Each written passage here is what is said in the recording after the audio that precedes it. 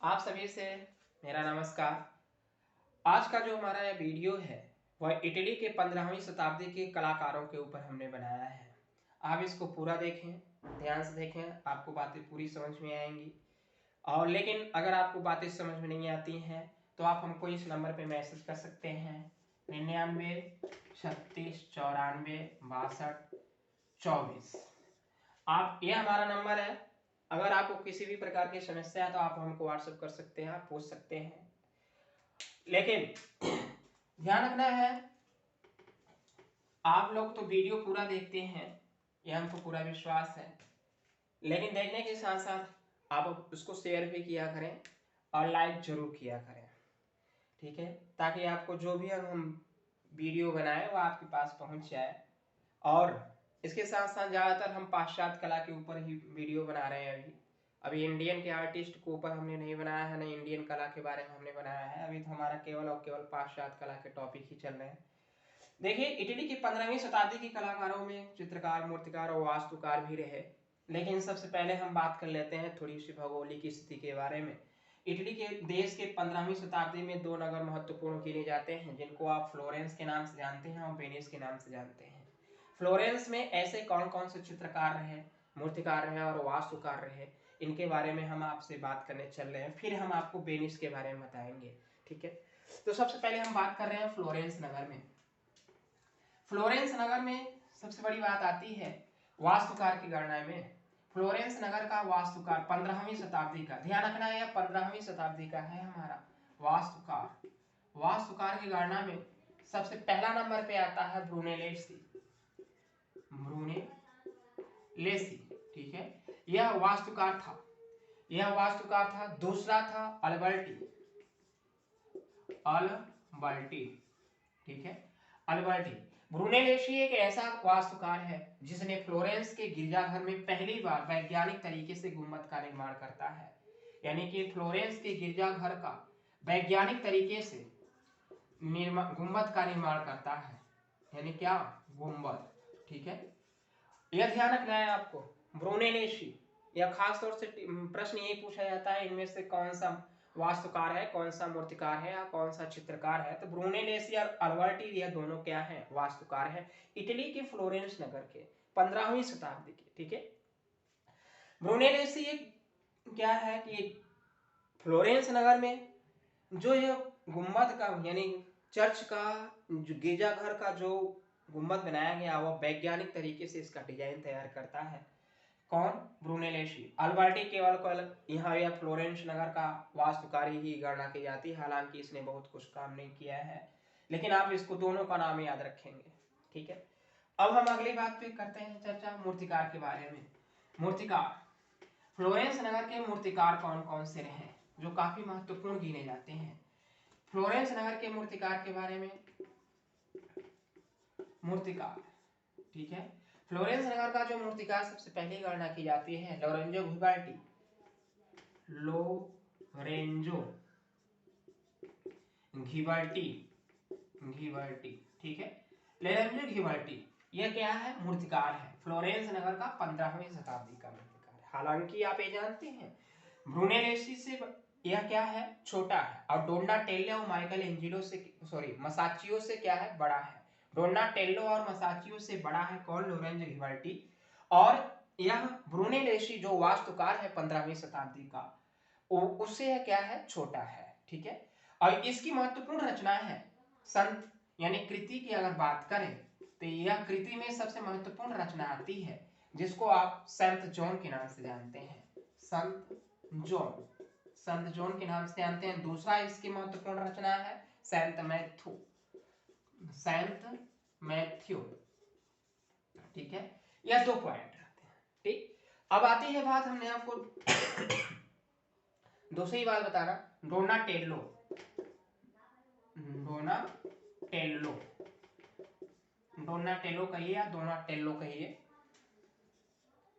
डोनाटेल्लो, टेल्लो,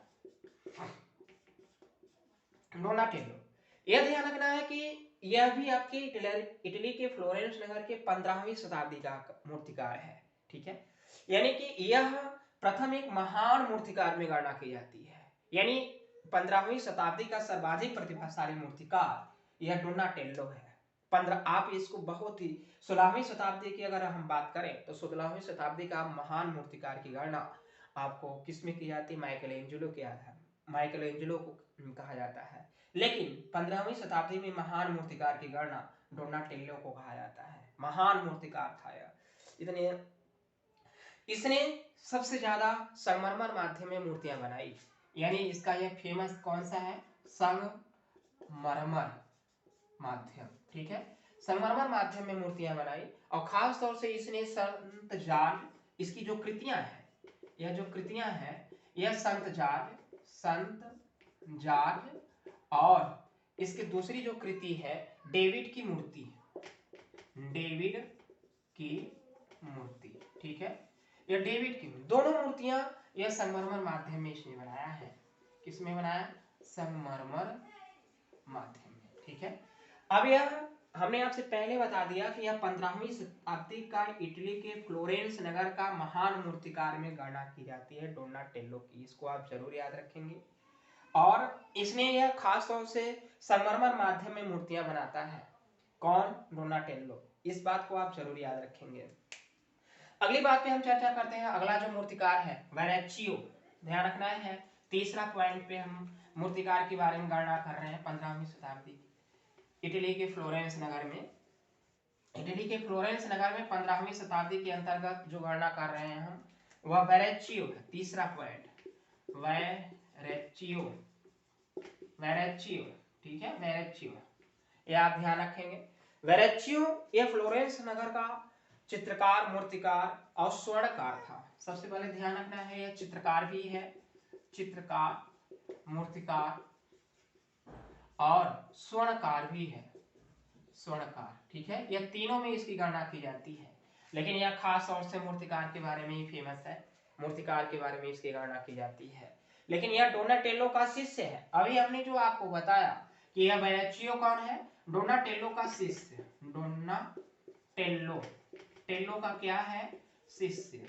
या डोनाटेल्लो का शिष्य है। दूसरी बात यह आती है डोनाटेल्लो के मृत्यु के पश्चात फ्लोरेंस नगर का सबसे बड़ा मूर्तिकार माना जाने लगा। कौन? यही वेरेचियो।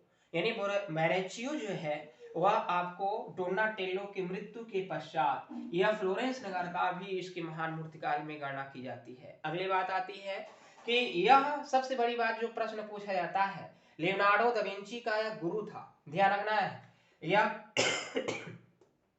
Leonardo da Vinci, Leonardo da Vinci, Vinci का गुरु था। यह ध्यान रखना है, यही प्रश्न बार बार पूछा जाता है। लियोनार्डो दा विंची का गुरु। अब लियोनार्डो दा विंची 16वीं शताब्दी का कलाकार है। हालांकि इसके बारे में जब हम आपको अगला वीडियो बनाएंगे तब उसमें हम आपको इसके बारे में पूरा डिटेल करेंगे। अभी हम केवल और केवल 15वीं शताब्दी के बारे में बात कर रहे हैं। 16वीं शताब्दी, लियोनार्डो दा विंची है 16वीं शताब्दी का कलाकार है। अब इसके बारे में हम अगले पॉइंट पे बात करेंगे। लेकिन यह ध्यान रखना है आपको कि लियोनार्डो दा विंची के गुरु कौन थे? वेरेचियो। वेरेचियो कौन से शताब्दी का कलाकार है? 15वीं शताब्दी का। किस देश का? इटली का, इटली के फ्लोरेंस नगर का। यह क्या है? मूर्तिकार है खास तौर से। ठीक है, इतनी बातें हो गई। अब हम आपको बात करते हैं वेरेचियो की कृतियां। इसकी कृतियां कौन कौन सी हैं? इसकी कृतियां यानी मूर्तियां। तो इसने डेविड की मूर्ति बनाई थी। पहली बात तो डेविड की मूर्ति बनाई। ठीक है, डेविड की मूर्ति बनाई। फिर ईसा का बपिस्ता, यह चित्र है, यह ध्यान रखना है कि यह मूर्ति है। ठीक है, और एक इसने ईसा का बपिस्ता बनाया था। ईसा का बपिस्ता। ठीक है, यह चित्र है आपका ईसा का बपिस्ता। यह दो बातें हमने आपसे जिक्र किया। अब हम आपको अगले जो पॉइंट पे हम बातें करने चल रहे हैं वह हमारा है आपका इटली के फ्लोरेंस नगर के चित्रकार के बारे में।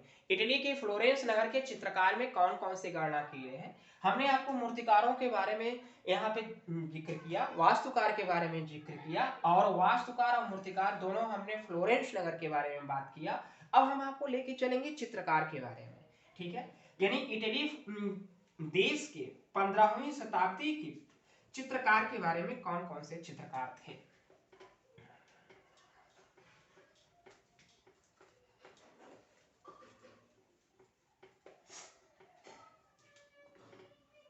देखिए, अब हम बात करने चले हैं इटली के फ्लोरेंस नगर के 15वीं शताब्दी के चित्रकार के बारे में। चित्रकार, ठीक है। अब चित्रकार की गणना करेंगे। सबसे पहले जो पॉइंट पे आता है वह है मसाचियो।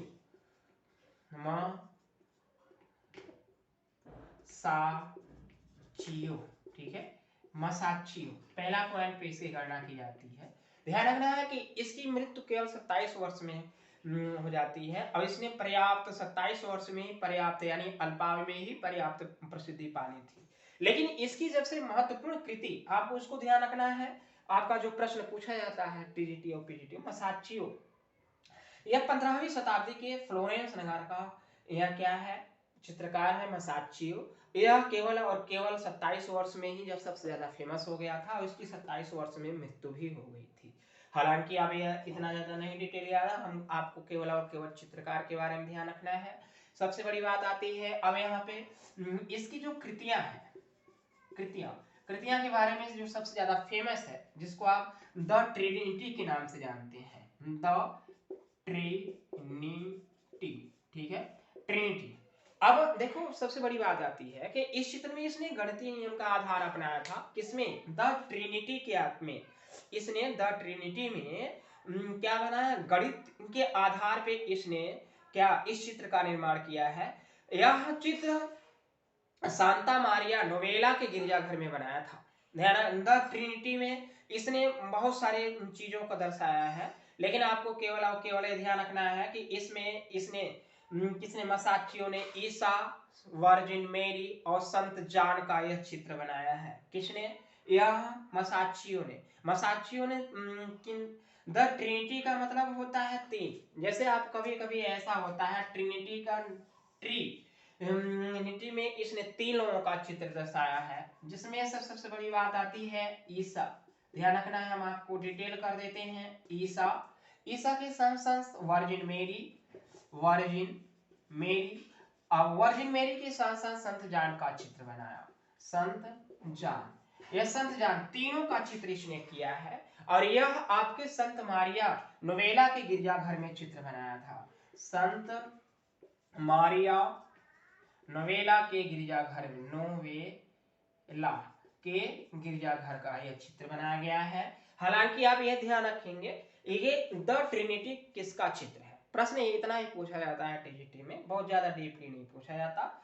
टीजीटी में आप अगर पूछा भी जाता है तो मसाचियो कौन से शताब्दी का कलाकार है, कहाँ का कलाकार है, या फिर प्रश्न यह पूछाएगा कि सबसे बड़ी बात यह है कि द ट्रिनिटी किसका चित्र है। तो यह द ट्रिनिटी मसाचियो का चित्र है। और यहाँ पे सबसे बड़ी बात है कि इसने और सारे चित्र बनाए। यहाँ पे इसने और चित्र बनाया, यह तो हमने पहले ही इसकी कृति बनाई। ध्यान रखना है कि यह जो कृति है द ट्रिनिटी बहुत ही फेमस है, इस बात को आप ध्यान रखेंगे। मसाचियो की यह कृति है, बहुत ही ज्यादा फेमस है। अगली जो कृति के बारे में हम आपसे बात करने चल रहे हैं मसाचियो की, उसके बारे में हम आपको बता देते हैं कि आप यहाँ पे सबसे ज्यादा क्रूसारोपण दूसरी कृति आती है, क्रूसारोपण, ठीक है, क्रूसारोपण। ठीक, क्रूसारोपण के साथ साथ अगला जो पॉइंट आता है स्वर्ग निष्कासन। तीसरा पॉइंट आता है स्वर्ग निष्कासन। और इसके साथ साथ अगला जो आता है आपका the tribute money. The tribute money, ठीक है, द ट्रिब्यूट मनी आता है। अब मैडोना एंड चाइल्ड भी इसी की कृति है, मैडोना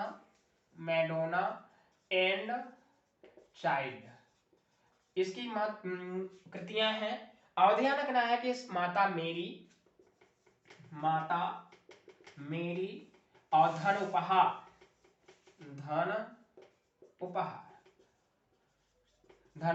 इतनी कृतियां हैं। लेकिन हालांकि इसके और सारे चित्र बनाए हैं, लेकिन आपको ध्यान से कितना रखा है कि यह जो फेमस जो सबसे ज्यादा है वह द ट्रिनिटी है। यह स्वर्ग निष्कासन भी है, क्रूसारोपण भी है, द ट्रिब्यूट मनी भी है। यह चित्र एक बार नेट में पूछा भी गया है। और यह ध्यान आप रखेंगे कि जो टीजीटी में खास तौर से ज्यादा पूछे जाते हैं वह द ट्रिनिटी है, इसको आप जरूर याद रखेंगे। ठीक, अब हम अगली बात आपको लेके चलेंगे। इटली के फ्लोरेंस नगर के चित्रकारों में हमने आपको गणना किया मसाचियो के बारे में। अब हम आपको अगले जो चित्रकार है उसका नाम है फ्रा एंजिलिको। फ्रा एंजिलिको। अब आपको देखिए इसमें बहुत सारे चित्रकार ऐसे हैं पश्चिम के चित्रकारों में जिनको आप नाम याद नहीं कर सकते, लेकिन आप बार बार अगर सुनेंगे तो आपको यह अच्छी तरीके से याद हो जाएगा।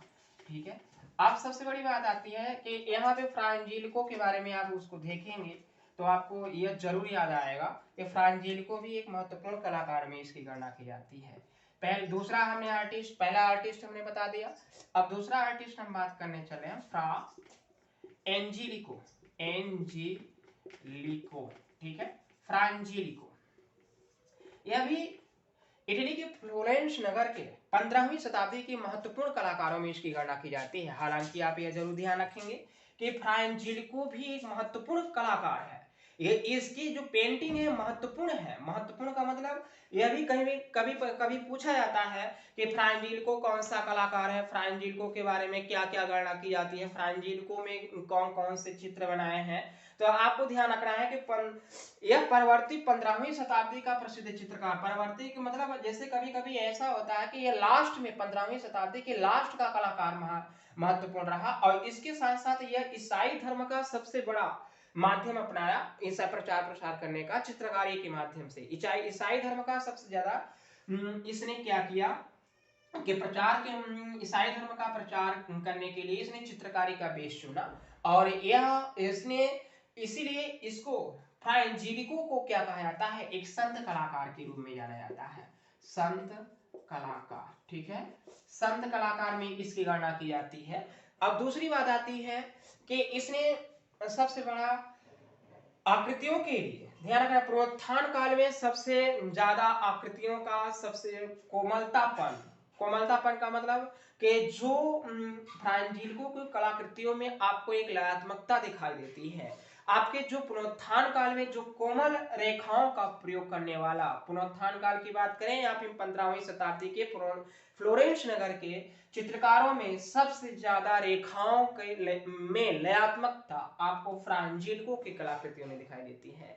हालांकि आप इतना बात ध्यान रखेंगे कि इसकी जो कलाकृति है, अब आपको हम कृतियां के बारे में बता देते हैं कि इनकी जो कलाकृतियों के बारे में है। पहला नंबर पे आता है आपका देवदूत संगीत, देवदूत संगीत, संगीत। ठीक है, अब दूसरी बात है फोरकास्ट, भविष्यवाणी, भविष्यवाणी, यह इसी को फोरकास्ट के नाम से जाना जाता है। किस नाम से, फोरकास्ट, फोरकास्ट। ठीक है, और यह फोरकास्ट भविष्यवाणी काफी फेमस चित्र है इसका, यह काफी फेमस है, यह कई बार भी पूछा भी गया है। और भविष्यवाणी या फोरकास्ट यह महत्वपूर्ण रचना है किसकी, फ्रा एंजिलिको की। अब दूसरी बात करते हैं हम मिस्र के पलायन, जो तीसरा पेंटिंग है मिस्र के पलायन, मिस्र के पलायन। ठीक, अगली बात पे हम जाए कि कुमारी का अभिषेक, कुमारी का अभिषेक, अभिषेक। अगली बात पे चर्चा कर रहे हैं यहाँ पे अंतिम न्याय, अंतिम न्याय। ठीक है, इतनी बातें इतनी, लेकिन इन सभी में जो सबसे ज्यादा महत्वपूर्ण पॉइंट आता है भविष्यवाणी, इसको आप फोरकास्ट के नाम से जानते हैं। ठीक है, अब अगली बात पे हम चर्चा, अगले चित्रकार के बारे में हमने आपको बताने चल रहे हैं, लेकिन वो हमने पहले उससे आपको बता दिया क्या, मसाचियो के बारे में, फ्रा एंजिलिको के बारे में बता दिया। अगला जो चित्रकार है फ्रा फिलिप्पो लिप्पी। हालांकि आपको नाम याद करने में बहुत ही कठिनाई महसूस होगी, लेकिन अगर आप इसको बार बार अगर 2-4 बार अगर अच्छे से देख लेंगे तो आपको यह नाम याद भी हो जाएगा और आपका यह तैयार भी हो जाएगा। अगर आप इसको 2-4 बार देखेंगे तो आपको जरूर याद हो जाएगा, ऐसा हमारा विश्वास है। और अगर नहीं याद होता है तो हालांकि आप नोट्स बनाइए, उसको रटिए, याद करिए, 10 बार लिखिए, समझ में आ जाएगा आपको सारी बातें। अगर आप अगर जानना चाहते हैं क्लास करिए। अगला हम तीसरी पॉइंट पे बात करने चल रहे हैं फ्रा फिलिप्पो लिप्पी। फ्रा फिलिप्पो लिप्पी, ठीक है, फ्रा फिलिप्पो लिप्पी के बारे में। यह भी महत्वपूर्ण कलाकार है, चित्रकार है। यह सांद्री बोत्तिचेली का गुरु था। सांद्री, पहली बात तो यह सांद्री बोत्तिचेली का क्या है, गुरु है। यह महत्वपूर्ण पॉइंट की रचना आती है। यह फ्रा फिलिप्पो लिप्पी सांद्री बोत्तिचेली का गुरु है और इसकी प्रसिद्ध कृति थी हेरात की दावत। क्या थी? हेरात की दावत। हालांकि इसके बारे में बहुत है, लेकिन आपको केवल टीजीटी का एग्जाम देना है, इसलिए हम आपको बहुत छोटी छोटी बातें बता रहे हैं, आपसे इतना ध्यान रखना है। अब सांद्री बोत्तिचेली के बारे में हम आपको बताएंगे। अब यह भी 15वीं शताब्दी का कलाकार है, 15वीं शताब्दी का कलाकार है, फ्लोरेंस नगर का ही कलाकार है, आगे आएगा। लेकिन आप यहाँ पे अभी ध्यान रख लेंगे कि यह महत्वपूर्ण रचना कलाकार है। कौन? सांद्री बोत्तिचेली। हालांकि यहाँ पे दिया हुआ है कि फ्रा फिलिप्पो लिप्पी कौन है? सांद्री बोत्तिचेली का गुरु है, सिर्फ आप इतना याद रखेंगे। और इसकी महत्वपूर्ण कृति है हेरात की दावत। हेरात की दावत। अब यह इसके बारे में हम आपको डिटेल कर देंगे, हेरात क्या है, कैसा है, यह सारी चीजें हम आपको बताएंगे बाद में। अब जो चौथा कलाकार है वह, उसकी गणना पाउलो उच्चेलो,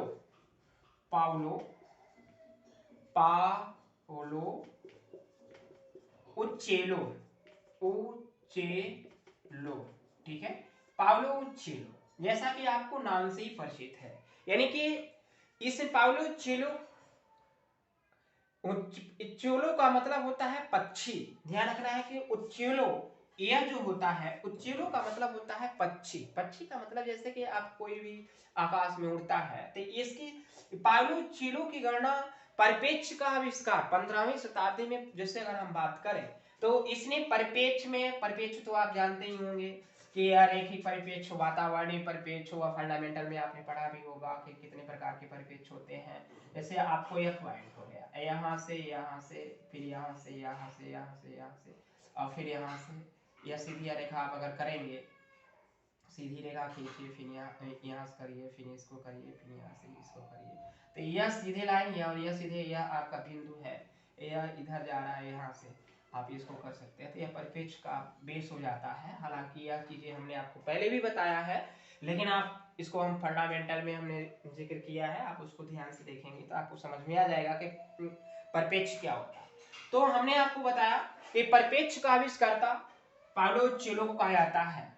परिपेक्ष का आविष्कर्ता किससे कहा जाता है?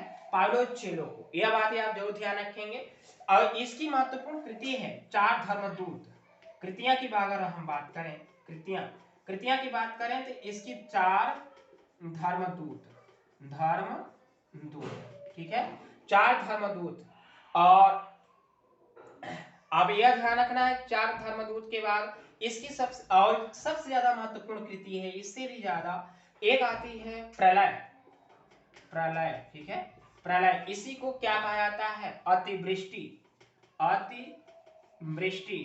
इसी को कहा जाता है बाढ़, इसी को कहा जाता है फ्लड, ठीक है, इतनी चीजें कहा जाता है। हालांकि यह काफी महत्वपूर्ण है, कौन से? प्रलय, अतिवृष्टि, बाढ़ या फ्लड। यह पाउलो उच्चेलो की महत्वपूर्ण कृति है, बार बार पूछा भी गया है, आप इसको जरूर याद रखेंगे कि प्रलय, अतिवृष्टि, बाढ़, फ्लड।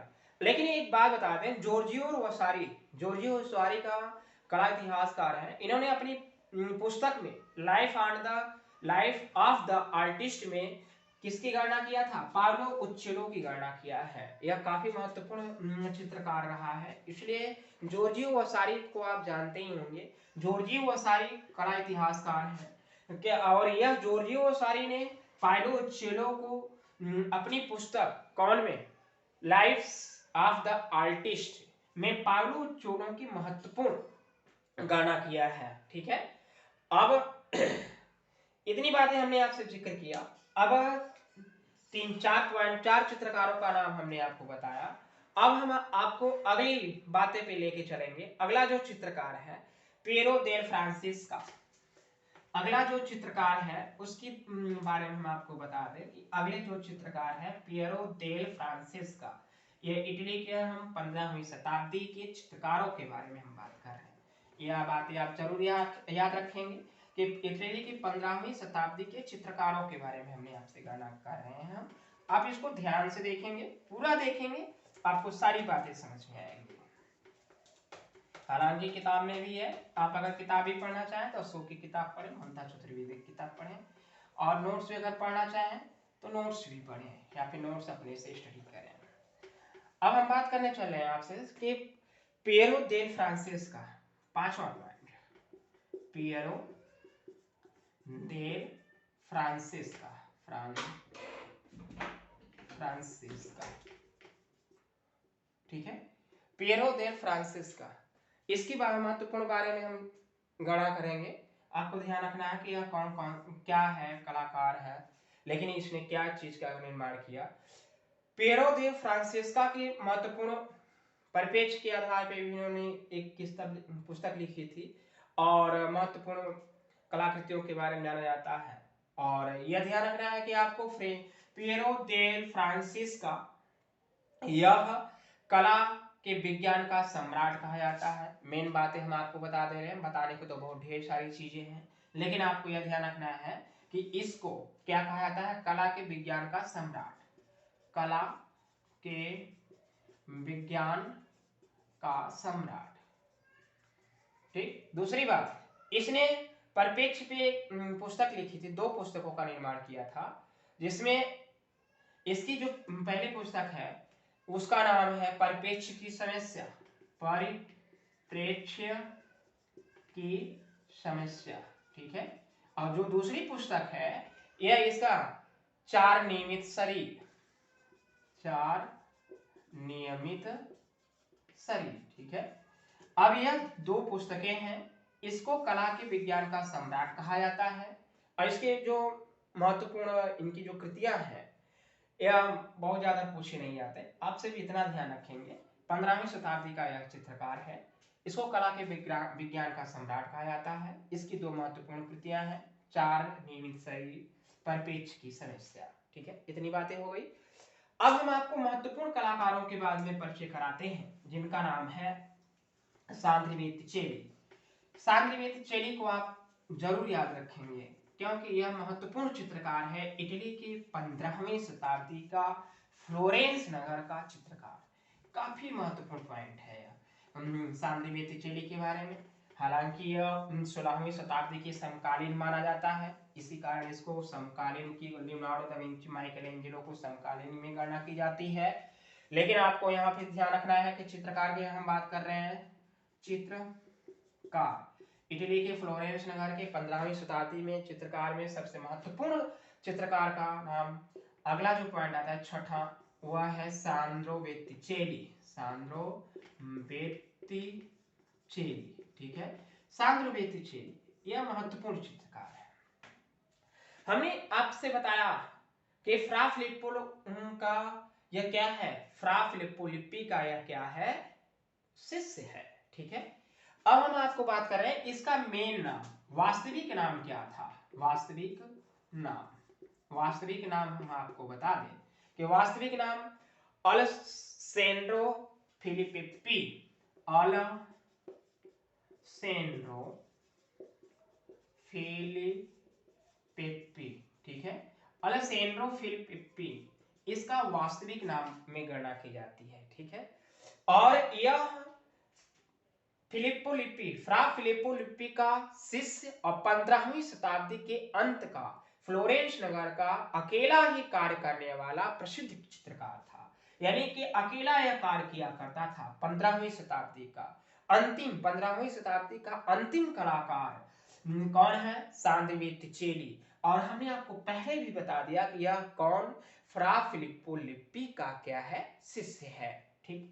अगली बात आती है, यह कलाकार विंची के समकालीन था, यानी कि हमने आपको बताया कि 16 समकालीन, यह 15वीं शताब्दी का कलाकार है, लेकिन 16वीं शताब्दी के चित्रकार लियोनार्डो दा विंची, माइकलएंजेलो के यह क्या है, समकालीन है। ठीक है, समकालीन समान तरीके से काम करता है, यानी कि यह विंची के आपको क्या है, पहली बात तो यह ध्यान रखना है आपको कि यह फ्रा फिलिप्पो लिप्पी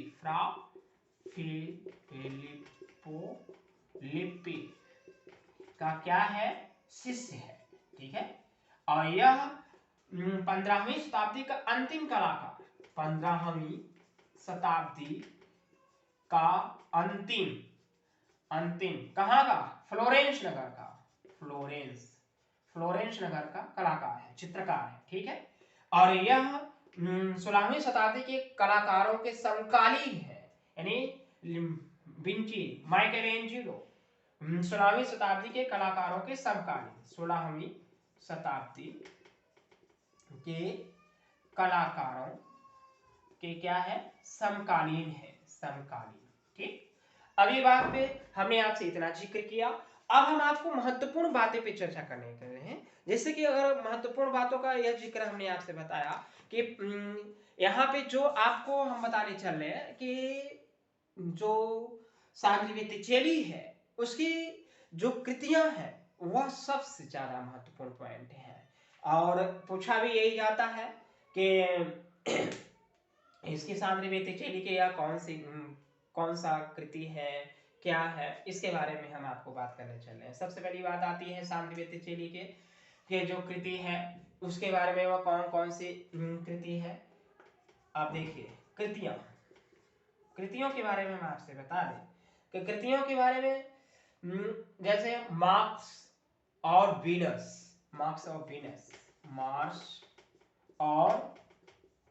वीनस। ठीक है, ये पहली कृति है। दूसरी प्राइमवेरा, ध्यान रखना है, प्राइमवेरा यह कई बार पूछा गया है। चित्र के मूर्ति प्राइमवेरा क्या है, चित्र के मूर्ति के वास्तव क्या है, स्थान का नाम है, कई बार पूछा गया है, प्राइमवेरा। ठीक है, प्राइमवेरा यह क्या है, चित्र है, किसका, सांद्री बोत्तिचेली का। यह लोरेंजो के एक भवन में इसका निर्माण किया गया है। कहां, लोरेंजो के भवन में इसका निर्माण किया गया है। इसी चित्र को बसंत ऋतु के नाम से जानते हैं, वसंत ऋतु। ठीक है, बसंत ऋतु के नाम से जानते हैं किसको, प्राइमवेरा को। अगला जो चित्र है, हम अब अगले पे बात करने चल रहे हैं कि यह कौन, अगला जो कृति है, दो हमने आपको निर्माण किया। अब तीसरी पॉइंट पे जो कृति है उसको हम बताने चल रहे हैं, आप इसको ध्यान से देखिएगा तभी आपको, और हमारा आपसे यह कहना है कि आप वीडियो को पूरा देखिएगा तभी आपको सारी बातें समझ में आएंगी, और समझ में जरूर आएंगी। अगर नहीं समझ में आती हैं तो आप हमको जो हमने नंबर बताया है 993694 पे आप मैसेज कर सकते हैं कि यह बातें हमको नहीं समझ में आई, आप कुछ पूछना चाहते हैं तब भी आप पूछ सकते हैं। ठीक है, चलिए अगली कृति के बारे में बात कर देते हैं, वीनस का जन्म। जो तीसरा पॉइंट है, वीनस का जन्म, यह महत्वपूर्ण कृति है, ध्यान रखना है। वीनस का जन्म की बात यह आती है कि टेम्परा विधि में कैनवास पे बनाई गई है, ध्यान रखना है। टेम्परा विधि का प्रयोग किया गया है इसमें। टेम्परा विधि का मतलब माध्यमिक प्रयोग किया गया, और यह कैनवास पे बनाया गया है, कैनवास पे। ठीक है, अब अगली आती है जो कृति है क्या, पवित्र परिवार, होली फैमिली।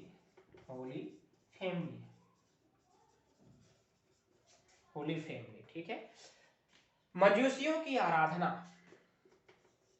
मंजूसियों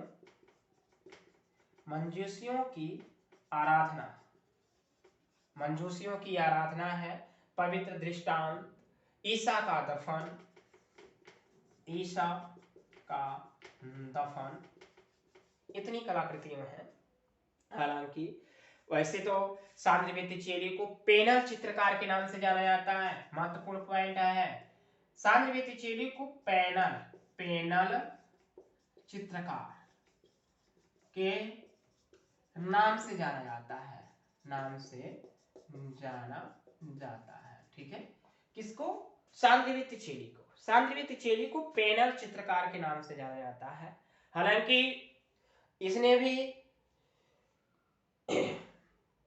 सिस्टाइन चैपल में घिलैंडियों के साथ काम किया था, भित्ति चित्रांकन का काम किया, लेकिन वह बहुत बड़ी बातें माने नहीं रखती। कौन कौन से चित्रकार का चित्र का नाम बताए, इसके बारे में हम आपको थोड़ी सी बात पे जिक्र कर देते हैं। अब थोड़ी सी बात पे हम जिक्र करेंगे। सबसे पहले वीनस के जन्म के चित्र के बारे में थोड़ी सी बता दे, क्या है वीनस का जन्म चित्र। ध्यान रखना है कि इस चित्र को वसंत ऋतु को एक रूपक द्वारा प्रस्तुत किया गया है, जिनमें से वीनस के जन्म को चित्रण की प्रेरणा यूनानी से, यानी एफ्रोडिप्टी का जन्म, हमारा एक वीडियो आपने देखा होगा, एफ्रोडिप्टी का जो जन्म है उसी से यह प्रभावित है। यह जो चित्र है यह एफ्रोडिप्टी के चित्र से क्या है, प्रभावित है, वीनस का जन्म। और आप ये जानते हैं कि यूनान की कला में एफ्रोडिप्टी को यूनानी सौंदर्य का देवी माना जाता है। यह भी हमने आपको बताया है, जिसे रोमन धर्म में वीनस कहा गया है, यह भी आप जानते ही होंगे। और इस चित्र में वीनस को समुद्र से जन्म होते हुए दिखाया गया है। यह चित्र काफी महत्वपूर्ण है। और वीनस जो है वह सीप पे खड़ी है, जो कि सीप उर्वरता का प्रतीक माना जाता है। कौन सा, वीनस का जन्म। हमने आप फिर एक बार हम आपको बता देते हैं, वीनस का जो जन्म है यह काफी महत्वपूर्ण चित्र है। यह यूनानी कला से प्रभावित है। यूनानी कला में जो हमने आपको यूनानी कला का जो वीडियो बनाया है उसमें एक पॉइंट बताया था, एफ्रोडिप्टी का जन्म। यह चित्र है एफ्रोडिप्टी का जन्म। एफ्रोडिप्टी के जन्म के बारे में हमने आपसे जिक्र किया था कि यह क्या पॉइंट है एफ्रोडिप्टी का। एफ्रोडिप्टी के बारे में हमने आपसे बताया था कि एफ्रोडिप्टी का जो जन्म चित्र है यह यूनान की कला से इसकी प्रेरणा, वीनस की जन्म चित्र की प्रेरणा ली गई है। इसी चित्र से इसका प्रेरणा प्रदान लिया है किसने, सांद्री बोत्तिचेली ने।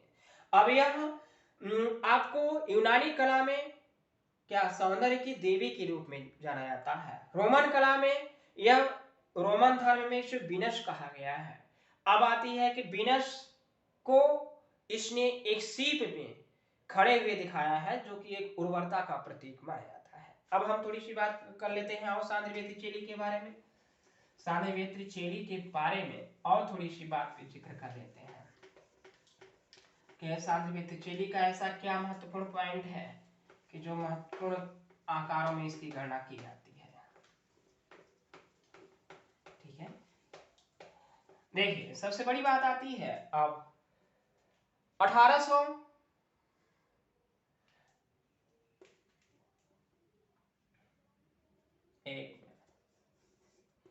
एक समय की बात आती है, जैसे हमने आपसे जिक्र किया कि यहाँ पे जो बात आ रही है, कभी कभी ऐसा होता था कि सांद्री बोत्तिचेली को पैनल चित्रकार के बेस में जाना जाता था, यह भी आप भी जानते हैं। लेकिन एक बात, सांद्री बोत्तिचेली रोम जाता है। रोम में इसने घिलैंडियों के साथ वेटिकन के सिस्टाइन चैपल में भित्ति चित्रांकन में कुछ चित्र अंकित करता है। ध्यान रखना है, रोम के वेटिकन सिस्टाइन चैपल में यह भित्ति चित्र बनाता है और घिलैंडियों के साथ। और जहां पे इसने जो चित्र बनाए थे उसमें सबसे मूसा का जीवन है। रोम के वेटिकन में कौन सा चित्र बनाया था, मूसा का जीवन। इसके साथ साथ द टेम्पेस्टन,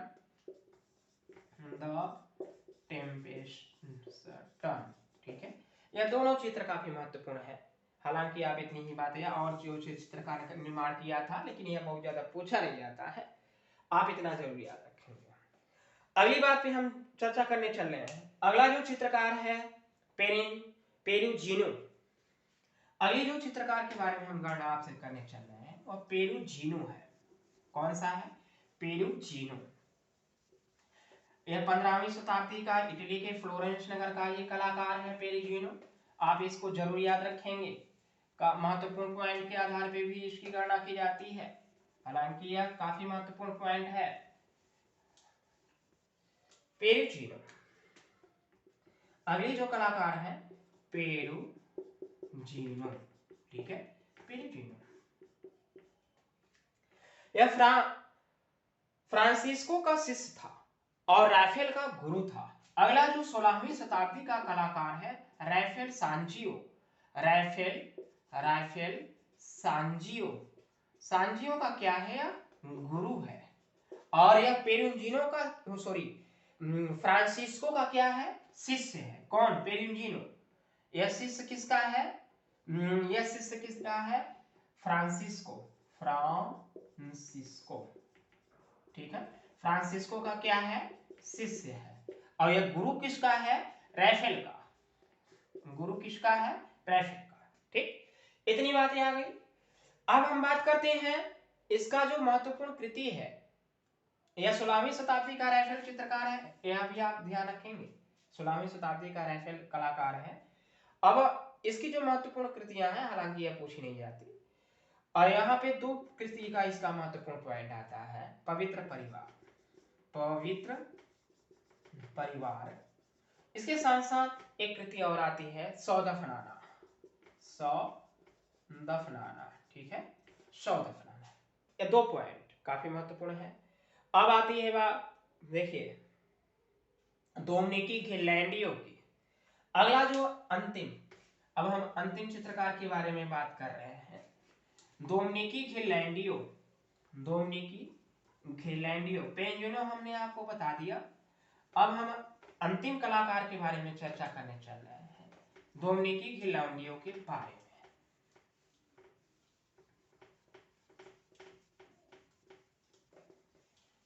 ध्यान से आप देखिएगा। अगला डोमिनिकी घिरलैंडियो। डोमिनिकी घिरलैंडियो, ठीक है। डोमिनिकी घिरलैंडियो यह माइकल एंजेलो का गुरु है। ध्यान रखना है तो यह कलाकार कौन सी शताब्दी, 15वीं शताब्दी का, लेकिन 16वीं शताब्दी के माइकल एंजेलो का गुरु क्या है, माइकल एंजेलो बुनारेट्टी का गुरु है। माइकल एंजेलो का है गुरु, ठीक। और इसके साथ यश ने तैल माध्यम में कार्य नहीं किया कभी भी। सबसे बड़ी इसकी विडंबना रही इसकी, डोमिनिकी घिरलैंडियो की, कि तैल माध्यम में इसने कभी भी काम नहीं किया, है। किसने, डोमिनिकी घिरलैंडियो ने। और इसके साथ साथ यह फ्रेस्को को ही सर्वश्रेष्ठ तकनीकी मानता था। सबसे बड़ी फ्रेस्को को सबसे बड़ी तकनीक मानता था। कौन, डोमिनिकी घिरलैंडियो। और यह टेम्परा कभी पसंद नहीं किया, इसने टेम्परा कभी भी पसंद नहीं किया था। इतनी बातें हैं इसके अंतर्गत। और कुमारी का जन्म, ध्यान रखना है, इसकी महत्वपूर्ण रचना है एक डोमिनिकी घिरलैंडियो की कुमारी कृतियां में सबसे महत्वपूर्ण कृति है कुमारी का जन्म, जिसको वर्थ ऑफ वर्जिन के नाम से जाना जाता है। इतनी बातें थी, हमने आपको इटली देश के 15वीं शताब्दी के फ्लोरेंस नगर का चित्रकार, मूर्तिकार और वास्तुकार के बारे में गणना किया, ठीक है। अब हम थोड़ी सी बात कर लेते हैं इटली के देश के 15वीं शताब्दी के बेनिस, ध्यान रखना है, बेनिस नगर के चित्रकार। हालांकि वहां पे वास्तुकार और मूर्तिकार आपको देखने को नहीं मिलेगा, लेकिन आप जो कि परीक्षा की दृष्टि से महत्वपूर्ण पॉइंट हो, लेकिन आप यहाँ पे सिर्फ इतना ध्यान रखेंगे कि यह जो इटली देश के 15वीं शताब्दी के बारे में हमने फ्लोरेंस नगर में आपका जिक्र कर दिया। अब हम आपको लेके चलेंगे वेनिस नगर में। वेनिस नगर में कौन कौन से चित्रकार थे जो कि आपको काफी महत्वपूर्ण पॉइंट पे आधार पे गणना किया जाते थे। कौन सा नगर, वेनिस, ठीक है, वेनिस नगर पे। वेनिस नगर में क्या है, चित्रकार, चित्रकार के बारे में। ठीक, अब चित्रकार के बारे में सबसे महत्वपूर्ण गणना कहा जाता है कि किसकी, आंद्रिया मार्टेगना, आंद्रिया